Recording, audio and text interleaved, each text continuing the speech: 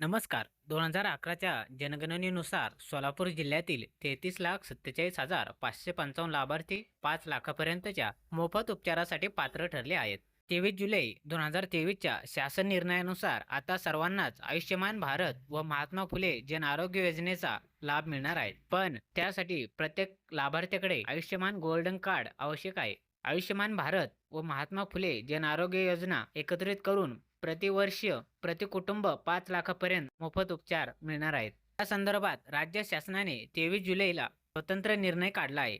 कर्करोग बायपास सर्जरीसह तब्बल 1,365 आजारांवर रुग्णांना मोफत उपचार मिळणार आहेत. त्यासाठी प्रत्येक आपले सरकार सेवा केंद्रे तथा सेतू सुविधा केंद्रातून लाभार्थी गोल्डन कार्ड काढू शकतो. भविष्यात या योजनेत आणखी रुग्णालय वाढतील. ज्यांना या योजनेतून 5 लाखापर्यंत मोफत उपचार घ्यायचे आहेत त्यांनी गोल्डन कार्ड काढून घ्यावे, असे आवाहन योजनेचे जिल्हा समन्वयक डॉक्टर माधव जोशी यांनी केले आहे.